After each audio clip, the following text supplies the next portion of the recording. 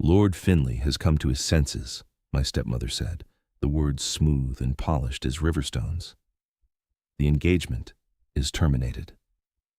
She didn't look at me, of course. Her attention was fixed on the delicate task of pouring tea, her movements a small, perfect ballet of domestic triumph. The porcelain cup did not so much as tremble in its saucer. Mine, however, rattled with a sudden violent tremor that sent a splash of amber liquid onto the lace doily. I stared at the spreading stain, a tiny, ugly map of my own ruin. It was the color of shame. Around me, the drawing room seemed to shrink, the floral wallpaper pressing in with its cloying, sweet scent. My stepsister, Clarissa, offered a soft gasp, her beautiful face a mask of carefully constructed pity. "Oh, Alara," she murmured, her voice like brushed velvet. "How dreadful for you." My father, seated by the fire, simply made a small, wounded noise in his throat and sank deeper into his wing-back chair, becoming one with the shadows. He would not meet my eyes. He never did when Lady Araminta was on the warpath. "Dreadful?" my stepmother countered, placing the teapot back on its silver tray with a decisive click. "I think it is a mercy. The man is a fool, but even a fool can recognize an unsuitable match eventually. It was a flimsy arrangement at best, a desperate attempt to secure, well, something."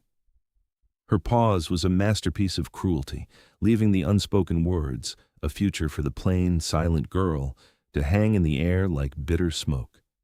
She finally turned her gaze on me, her eyes the pale, flat blue of a winter sky. "Do try to look less like a tragedy, Alara. It is unbecoming. You will attend the musical tonight. We must show society that the veils are unbothered." Unbothered.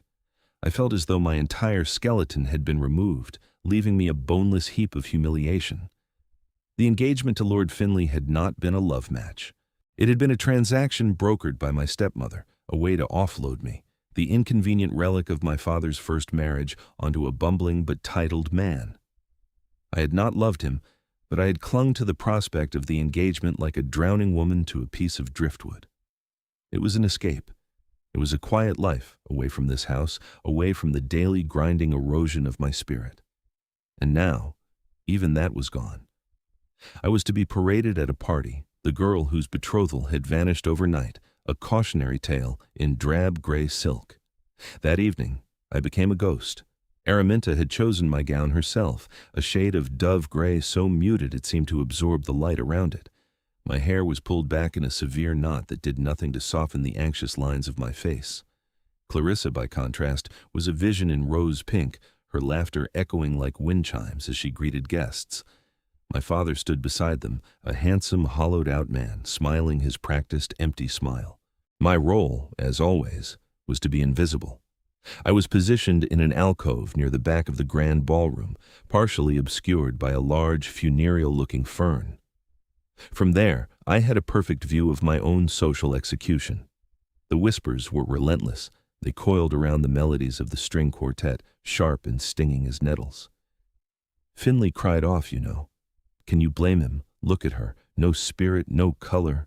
Araminta must be at her wit's end.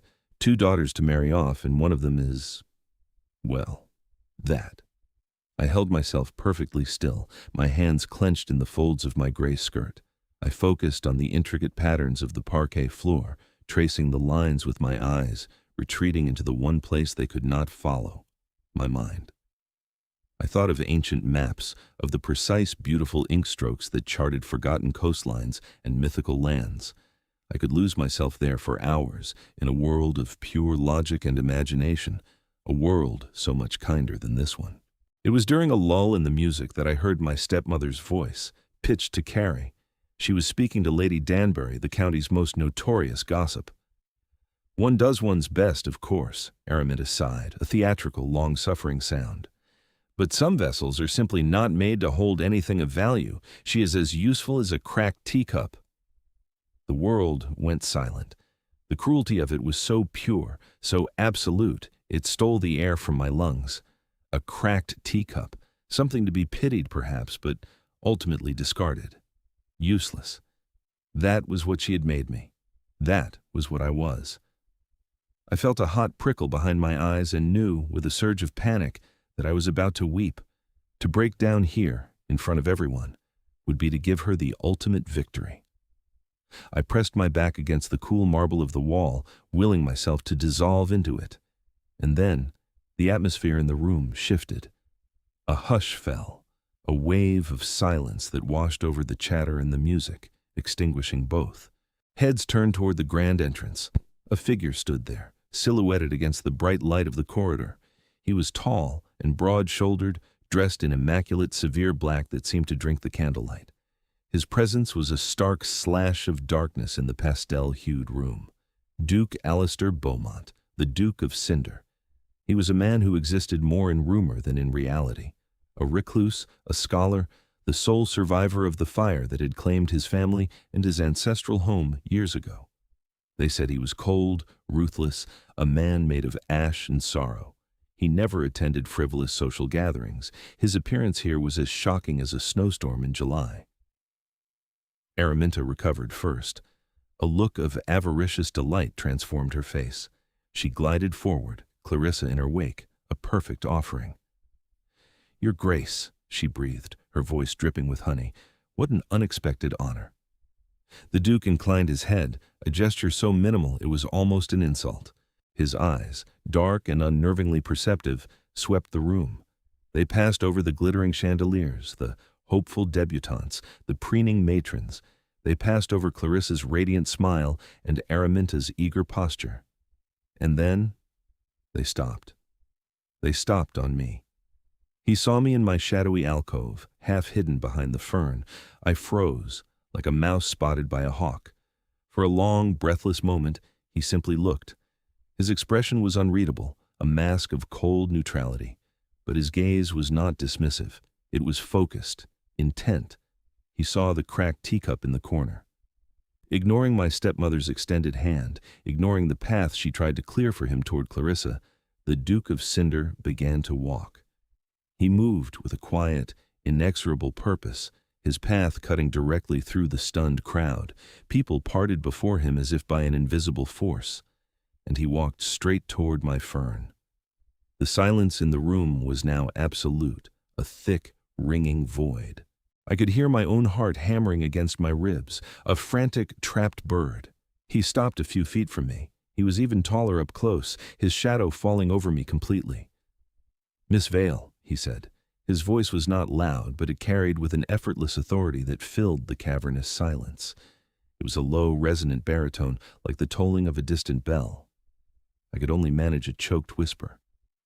"Your Grace." He gave a slight, almost imperceptible nod. "I believe you were examining a pre-Cartesian map of the Northern Territories in Blackwood's bookshop last Tuesday, the one by Gerardus Mercator." The world tilted on its axis. How could he possibly know that?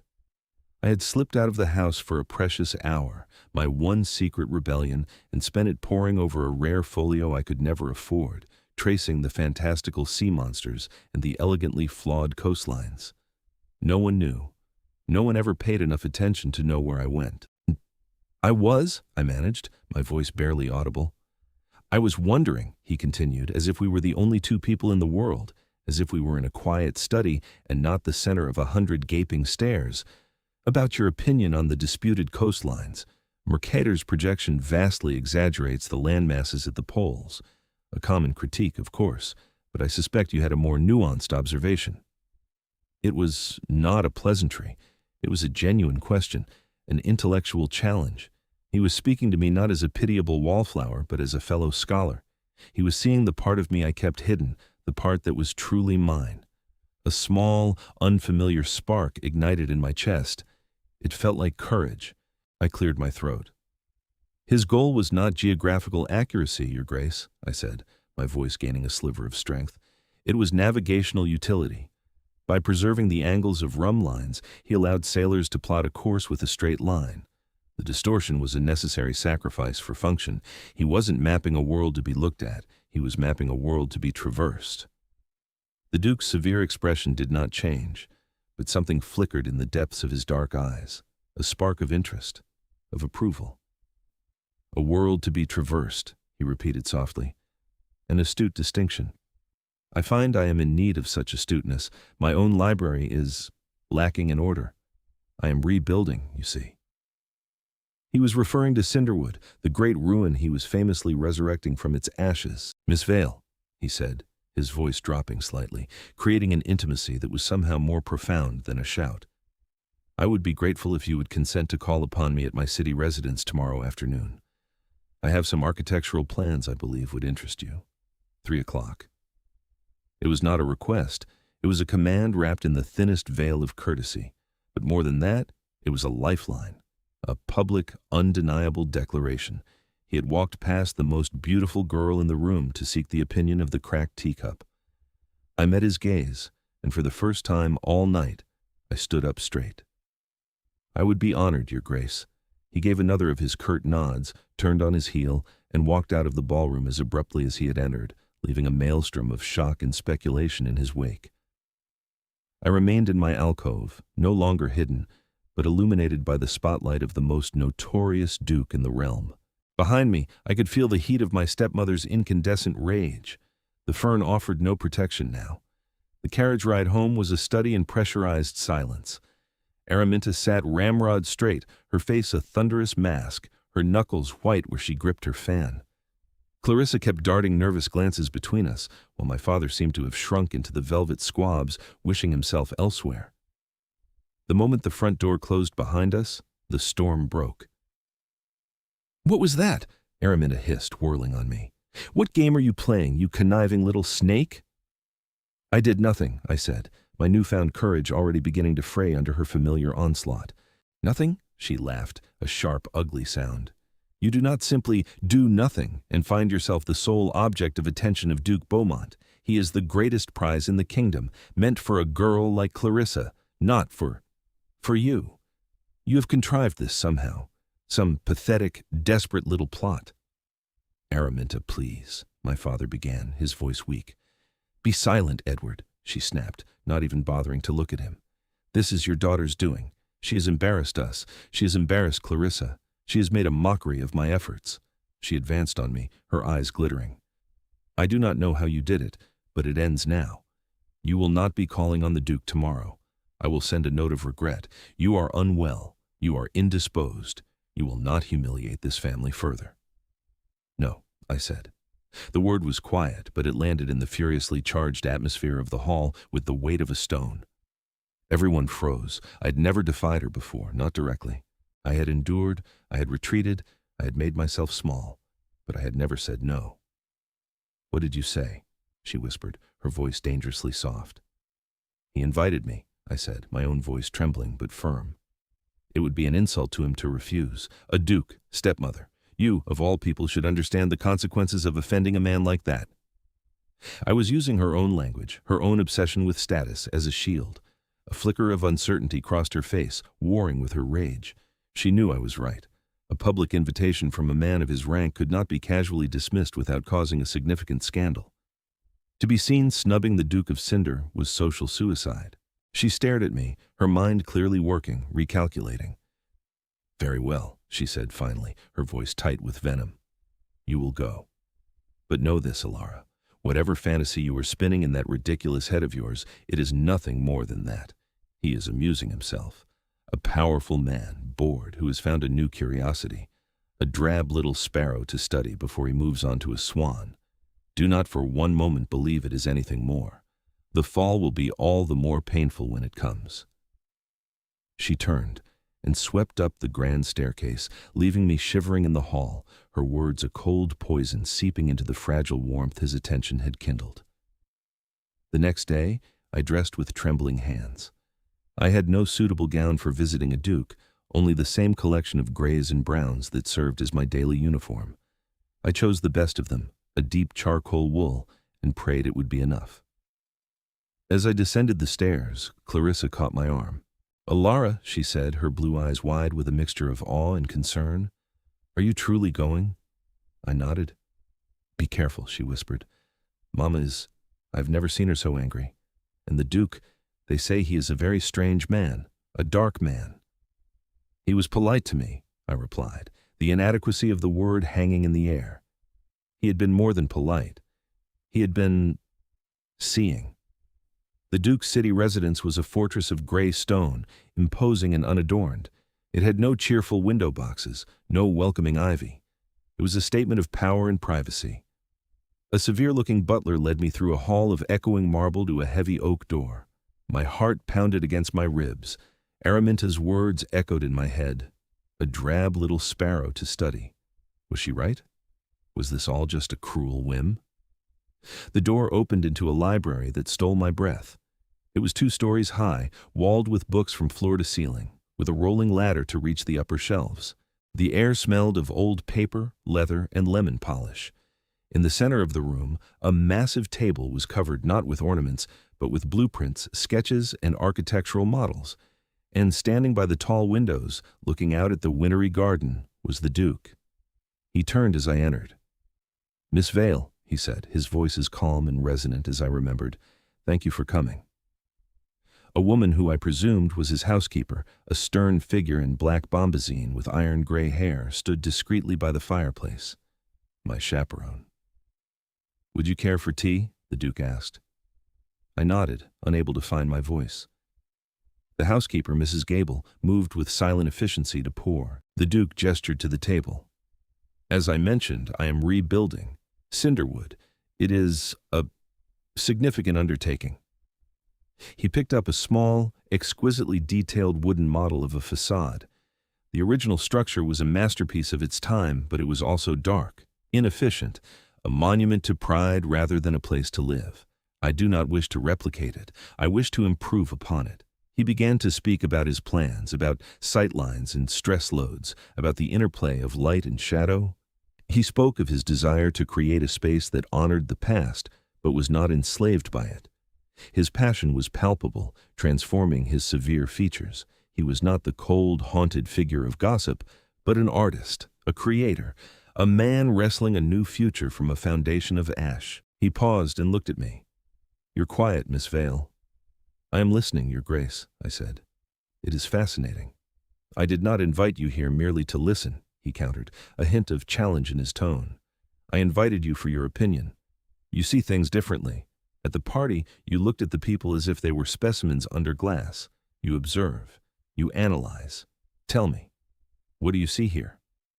He gestured to a large blueprint of the ground floor. Hesitantly, I approached the table. My eyes scanned the intricate lines and notations. The design was brilliant, logical, a perfect marriage of form and function. But something felt wrong. My gaze fell upon the room marked library. It was enormous, grand, positioned in the west wing. "The library," I began, my voice quiet. "It is magnificent, but it faces west." He raised an eyebrow. "For the afternoon sun, a pleasant light for reading." "Yes," I agreed. "But an old text I once read on monastic architecture, the De Edificiis by Procopius, argued that a library, a place of study and contemplation, should always face east." "Why?" The question was sharp, demanding. "To catch the first light of morning," I explained, the words coming more easily now that I was on solid ground, the ground of books and knowledge. He believed that the morning light is the purest, the most conducive to clarity of thought. He called it the light of new beginnings. A library that greets the dawn is a library that invites discovery. He was silent for a long time, his dark eyes fixed on the blueprint. Mrs. Gable had frozen mid-motion, a plate of biscuits in her hand. The Duke walked to the other side of the table, studying the plans from a new angle. He picked up a piece of charcoal and, with a few swift, decisive strokes, sketched out a new wing on a piece of tracing paper. An east wing. He placed the library there. He looked up at me, and I saw that same flicker in his eyes from the night before. This time it was not just interest. It was respect. "The light of new beginnings," he said, more to himself than to me. I had not considered that. He then looked directly at me. "Thank you, Miss Vale. Your insight is valuable." The word hung in the air between us. Valuable. It was the opposite of cracked teacup. It was the opposite of useless. It was a simple word, but it felt like the sun breaking through a lifetime of clouds. Perhaps my stepmother was wrong. Perhaps this was not a whim. The thought was so terrifying, so full of hope, that I felt dizzy. As I left, Mrs. Gable saw me to the door. "It is cold out, miss," she said, her stern face softening for a fraction of a second. She handed me a heavy woolen shawl.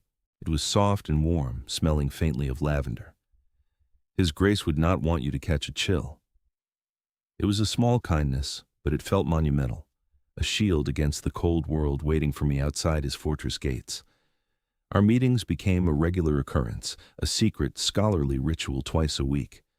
Araminta allowed it, her face a mask of bitter compliance, for the social protection afforded by the Duke's favor was too great to discard. But her warnings continued, little drops of poison administered at breakfast or in a passing corridor.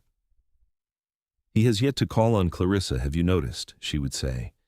"He's merely using you as a curiosity, a gatekeeper. Once his interest in your strange little mind wanes, he will turn to real beauty." I tried to ignore her, to build a wall in my mind against her words, but they found the cracks. Each time I walked up the stone steps to his residence, I felt a knot of anxiety tighten in my stomach. When will this end? When will he grow bored? I lived in a state of suspended disbelief, unable to fully trust the quiet joy these afternoons brought me. We talked of everything. We debated the structural integrity of Roman aqueducts, the political allegories in epic poems, the subtle genius of Palladian architecture. He showed me his collection of rare books, letting me touch the fragile pages with a reverence I knew he shared. He learned of my passion for cartography, and one afternoon, he presented me with a gift, a beautiful, hand-bound folio of facsimiles of the world's most obscure maps. I could not speak. I could only trace the lines of a Portolan chart of the Mediterranean, my vision blurring with tears. In turn, I learned more of him, not from his words, for he rarely spoke of himself, but from the spaces between them. I learned his solitude was not misanthropy, but a shield against a world he found loud and shallow. I learned his severity was a form of control in a life that had been shattered by a chaotic, uncontrollable event. One gray afternoon, as rain lashed against the library windows, we were discussing the final plans for Cinderwood. He was quieter than usual, his gaze distant.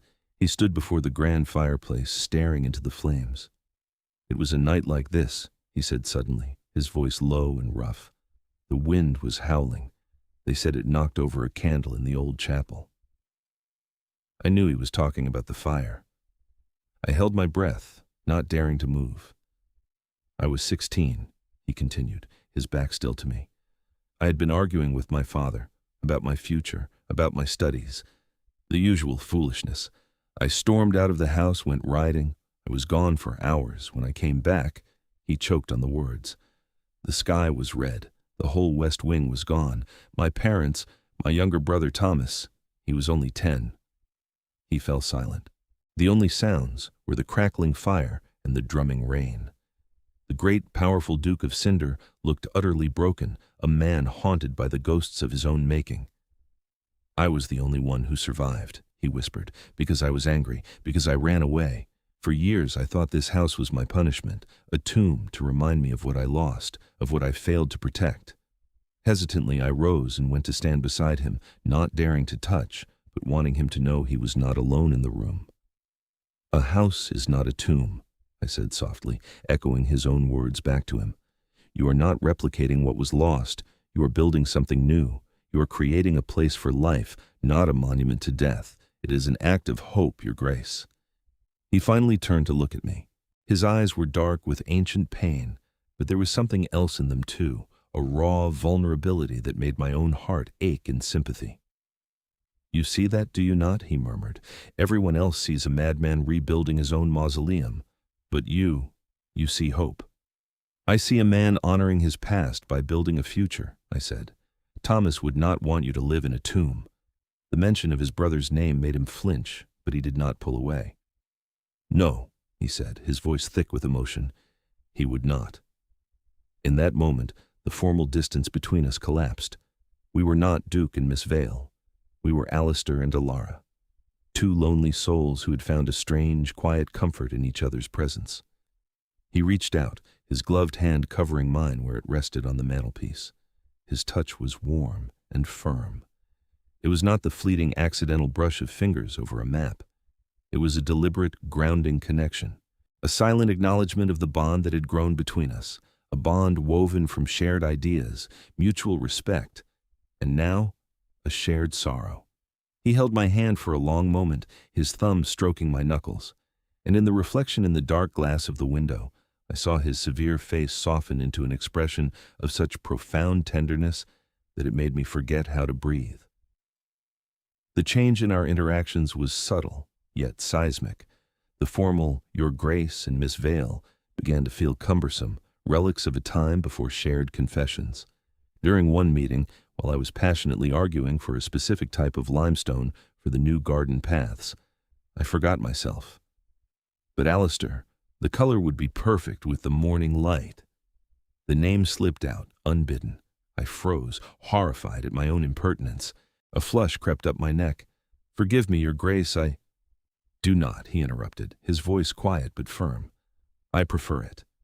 He held my gaze, and a slow, almost smile touched the corners of his mouth, a rare and startling event that transformed his entire face. "Alara." He said my name as if testing its weight, and it sounded like a validation, a claiming. From that day on, the titles were gone, at least when we were alone within the sanctuary of his library. This new intimacy was a fragile, terrifying thing. It bloomed in the quiet moments.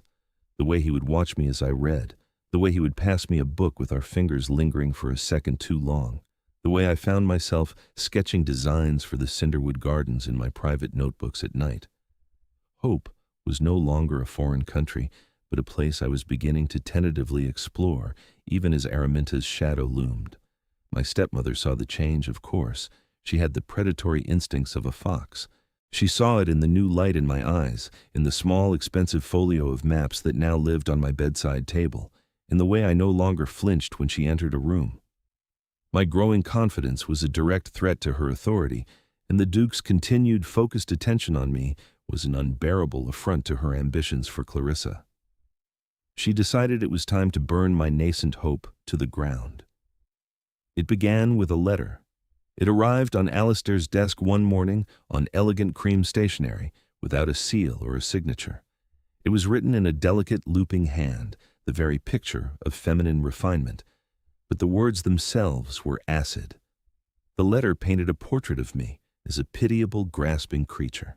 It spoke of my well-known emotional fragility, a melancholy inherited from her poor mother.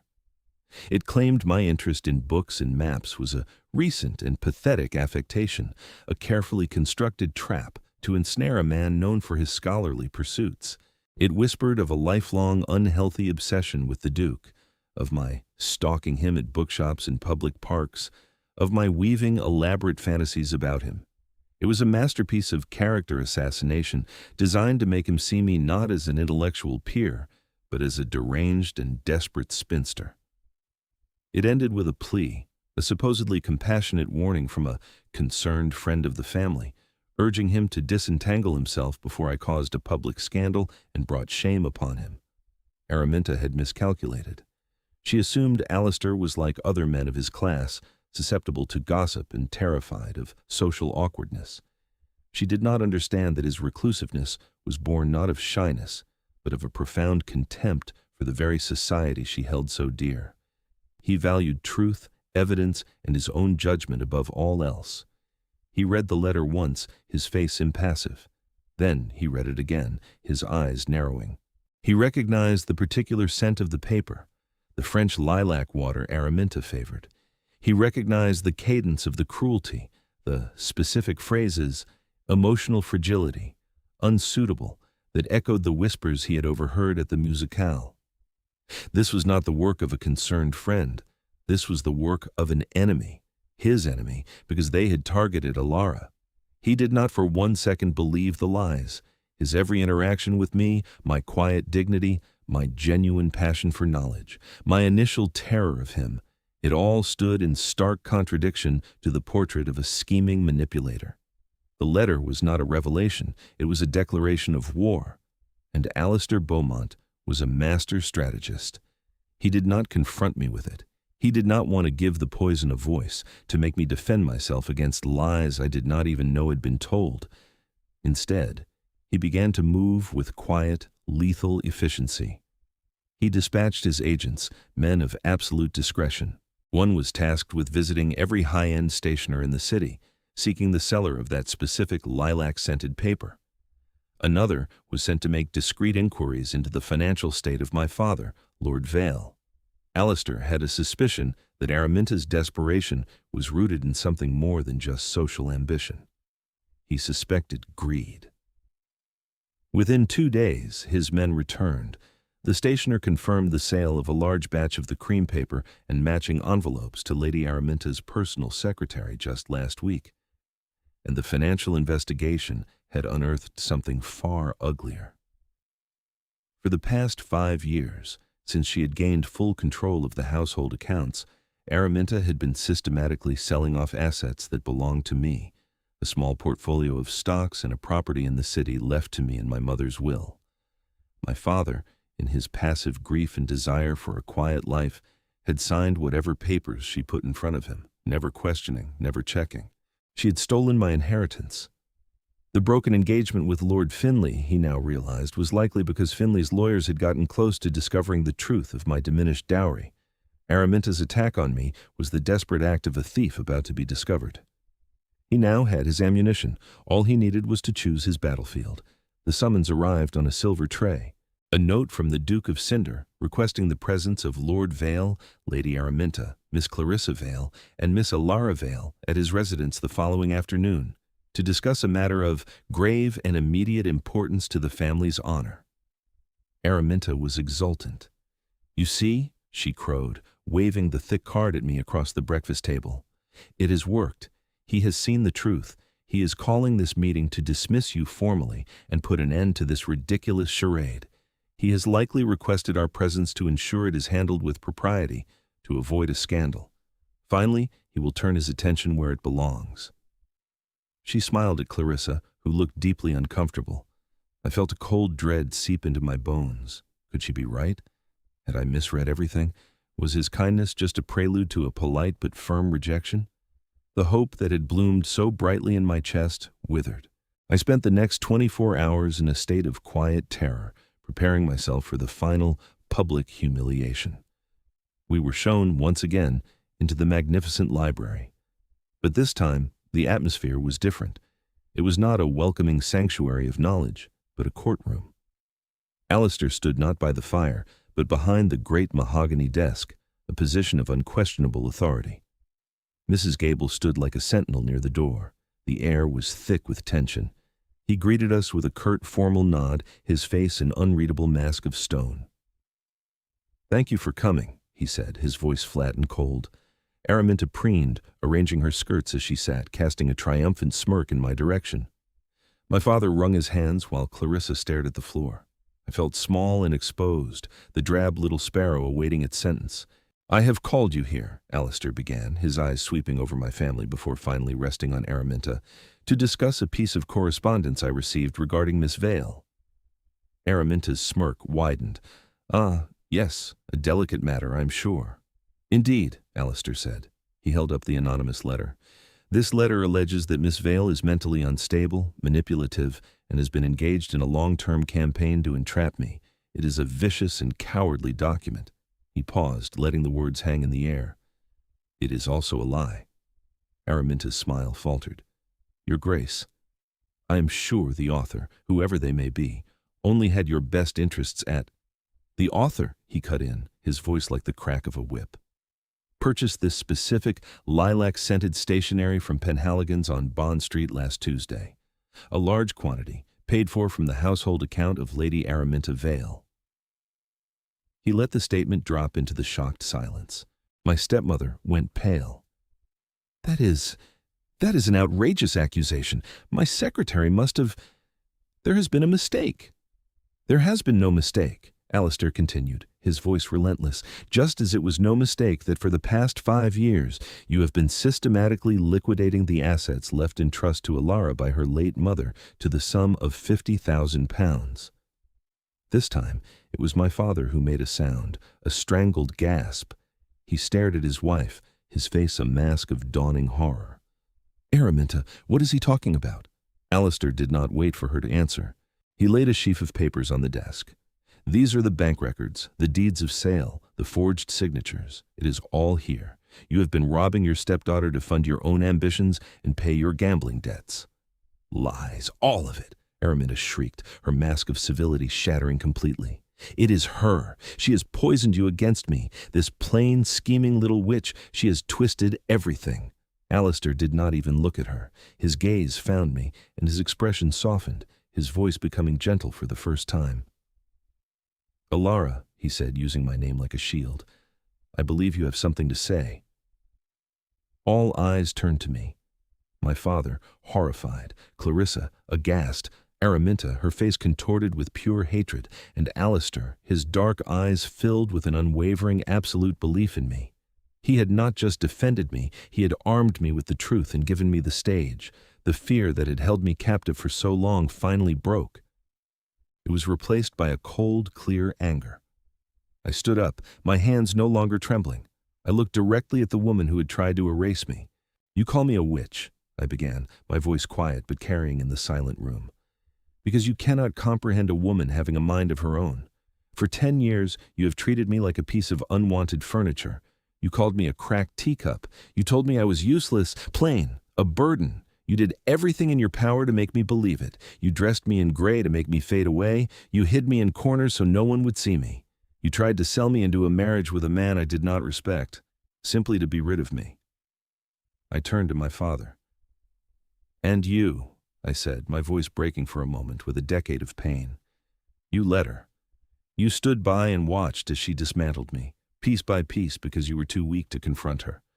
You chose a quiet life over your own daughter's happiness. You let her steal my mother's memory and my future." Tears were streaming down Clarissa's face. My father looked as though he had been struck. I turned back to Araminta, my voice hardening.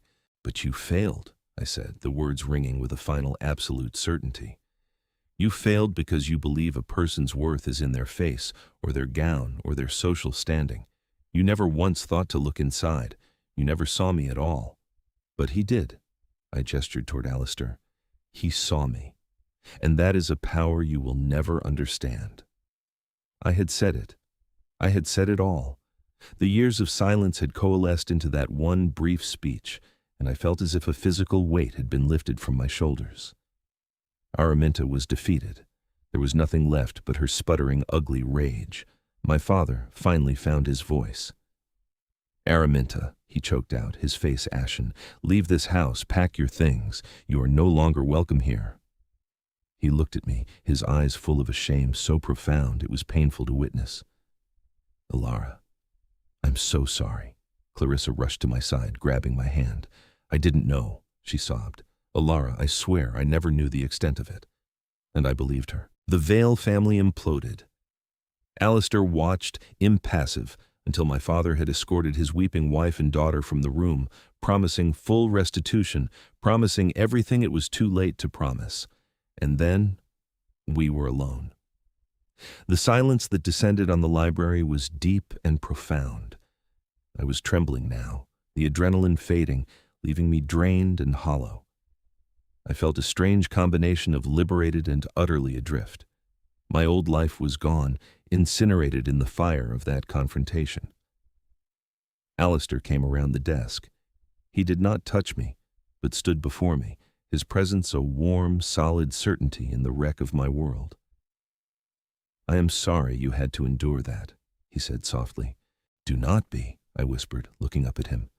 "You gave me a voice. No one has ever done that before." "I only gave you the opportunity," he corrected gently. "The voice was always yours, as was the strength." He hesitated, a rare sign of uncertainty from him.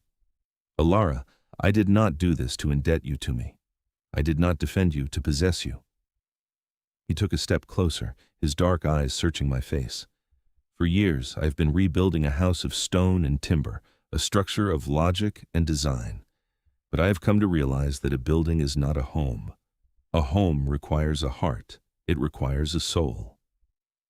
My own heart seemed to stop. "My life has been a fortress," he continued, his voice growing thick with an emotion he no longer tried to hide. "And I have been its solitary prisoner. You walked into my library and you brought the light of new beginnings. You see the world not just for what it is, but for what it could be. You see hope in the ashes. He reached out and cupped my face in his hand, his thumb gently stroking my cheek. His touch was electric. I'm asking you, Alara Vale, if you would be the heart of my home. I am asking you to be my wife. The words were simple, direct, and more beautiful than any poetry I had ever read. He was not rescuing me. He was asking to be my partner. He was not offering me a sanctuary from my past, but a shared future. Tears welled in my eyes, not of sorrow or humiliation, but of a joy so profound it was painful. Yes, I breathed. Alistair, yes. The last of his formidable control broke. A slow, genuine smile spread across his face, a radiant dawn breaking over a dark landscape. He lowered his head and his lips met mine. The kiss was not a fiery, demanding thing. It was a promise. It was a homecoming. It was the end of a very long, very cold winter, and the first day of the rest of my life. 1 year later, I stood on the grand terrace of Cinderwood. The house was finished, a masterpiece of stone and glass that rose from the landscape as if it had grown there. It was filled with light. The morning sun poured into the east wing, illuminating the spines of thousands of books in the library I had helped design. Our library. I was no longer the girl in gray. I was the Duchess of Cinder, and today I wore a gown the color of a summer sky. But the change was more than clothes or a title. It was a deep, internal settling, a sense of belonging that I had never known. I was no longer a ghost in someone else's house. This was my home. A pair of strong arms wrapped around me from behind, and a familiar chin rested on my shoulder. What is my wife thinking about? Alistair's voice was a warm rumble against my ear. I leaned back against his chest, watching as the morning mist burned off the rolling hills of our estate. I was thinking about maps, I said. He chuckled softly. Of course you were. I was thinking, I continued, turning in his arms to face him, that for most of my life, I felt like an uncharted territory on a forgotten map. Blank. Unimportant. People saw the edges, but no one cared to explore the interior. I reached up and traced the strong line of his jaw. You were the first cartographer to see that there was something there worth mapping. You charted my coastlines and believed there was a world within. He caught my hand and kissed my palm, his eyes, once so full of shadows, now clear and bright with a love that still took my breath away. I was the one who was lost, Alara, he said, his voice quiet and sincere. You were the one who gave me the compass to find my way home. He kissed me then, a slow, deep kiss filled with the comfortable intimacy of 1,000 others. Below us, the world we were building together stretched out, bathed in the light of a new beginning. I was not a cracked teacup. I was not a drab sparrow. I was a woman who had been found in the shadows, not because she needed saving, but because she was finally, truly seen. And that, I had learned, was the greatest love story of all.